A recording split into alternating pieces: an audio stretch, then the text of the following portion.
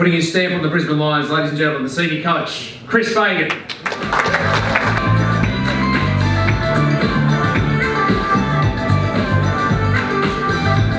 Good to see you. Thanks, mate. Didn't come side of stage, it's good, straight up the middle, that's what we like. Thanks everyone for coming tonight, it's great to see so many people here. It is. 40 questions in just a moment. Yep. I'd like to get to know you a bit more. Oh, Is that all right? Yeah, okay. Your first name isn't Christopher, is No, it? it's not, it's Christian. Christian. Yeah. Okay. Have you got a nickname? No, just look, I mean, I've had lots of nicknames, but yeah. no, they just call me Fags. Fags, Yeah. all right, because I mean the headline writers, they'll be there, they'll be looking for stuff like this. Clarko used to call me Lord. Lord Lord Farquhar, apparently off Shrek.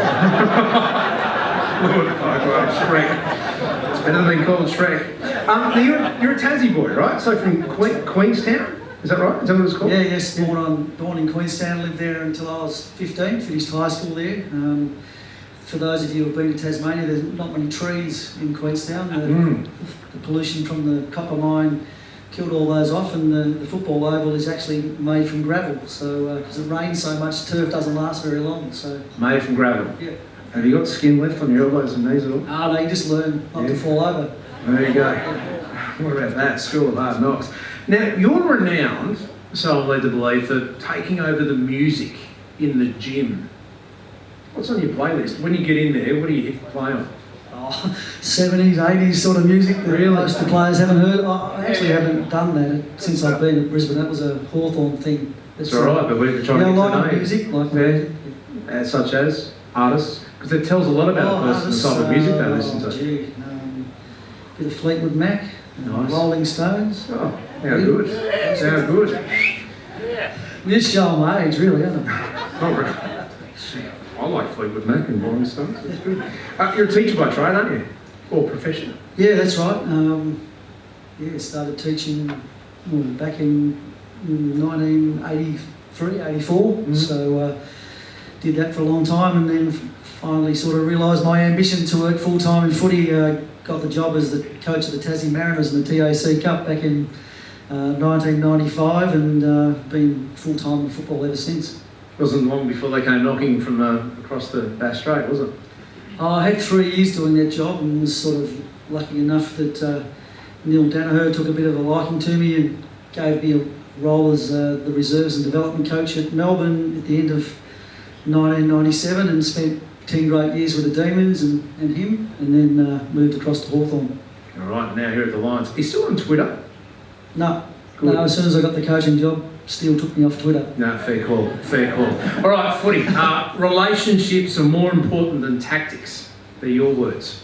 Yeah, well, I think I've always been a believer that you can have all the great tactics in the world, but unless your players play with passion and spirit, all based on relationships with their coaches and with each other, then it doesn't matter how good it is, it won't stand up under pressure. So that's pretty much where that philosophy comes from. That's a hell of a philosophy that I reckon anyone in the room can probably take heed of when they head back to work. How are those relationships? Because I'm thinking when you come into somewhere new, you've got a mandate for change. Human nature is we don't like change. How are those relationships? How are they going? Yeah, well, my first couple of weeks I spent catching up with every player that was on the list. Some of those conversations went for half an hour, some went for an hour and a half. The boys are really keen to talk about where the club was at and throw up their own ideas about how we could get better. I think I had a couple of questions, what's working well at the Lions, what's not working so well, and if you were the senior coach, what would be the 2 or 3 things that you'd concentrate on? And the guys are really honest with me. You can see some trends emerging, and hopefully what they've been able to see over the summer is a lot of the ideas that they've come up with, we've actually put into place.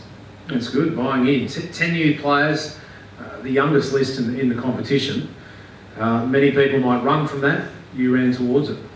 Yeah, I like the idea of embracing a challenge. I've always tried to do that in my life. I mean, if I hadn't, I'd probably be still stuck in Queenstown working at that copper mine. So I've always tried to get out of my comfort zone, and right now I'm out of my comfort zone, and hopefully so are all of our players as we try and become one of the great teams in the AFL again. Know that that's going to take a bit of time and effort and patience and blood and sweat and tears and all those sorts of things, but I I reckon within our group there's a real desire to improve, and I'm just really happy at this point in time to have that responsibility to help the guys achieve what they want to achieve. How does the term rebuilding sit with you? Because I think we'll hear it a lot, and have been hearing it a lot. Oh, it's development, isn't it? It's getting better. I mean, what great clubs do all the time is they try and improve. So what we're trying to create here is a culture of improvement, and hopefully if we do that, then we'll become successful. But once you become successful, you've got to continue to improve. So it's a never-ending process. You skipper?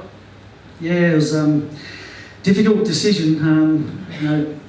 Dane, Tom, Dane Zorko as well, all three guys were really deserving of that honour, and it was very, very close, and we had lots of discussion about it, but in the end we went with Dane. His passion for the club and his desire to see us improve has impressed me from the first day I arrived. In fact, the first person that called me when I got the job was Dane, and I could tell right from the very beginning that he wants to see the club do extra well. So at the end of the day, that's probably what got him over the line, and I'm sure he's going to do a great job.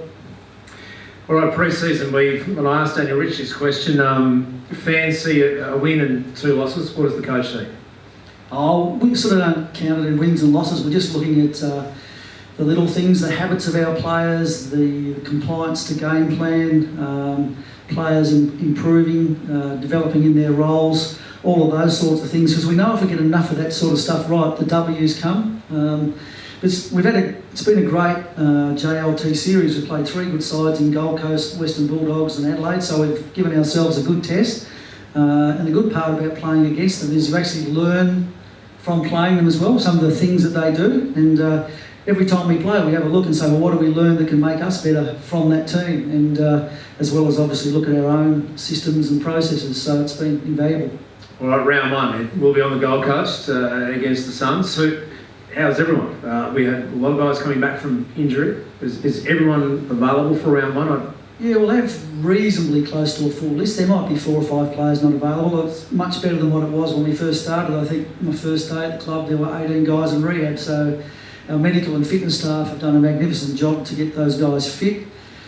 So we're relatively healthy, and we believe that we played Gold Coast 3 weeks ago, and I think we learned a lot from that game, and we've improved a fair bit in the last couple of weeks. So, hopefully we can really get in and give a strong account of ourselves in that first game. Any final words to fans and sponsors before we wish you well? No, I'd just like to say thank you to everyone that's here tonight, particularly our sponsors. I think you do have a lot to look forward to, but it won't happen overnight. It's going to take a bit of work. Most good things in life do. They take time, and we'll certainly be working as hard as we can to get the results that everybody desires. Chris, thank you. Ladies and gentlemen, Christian Fagan.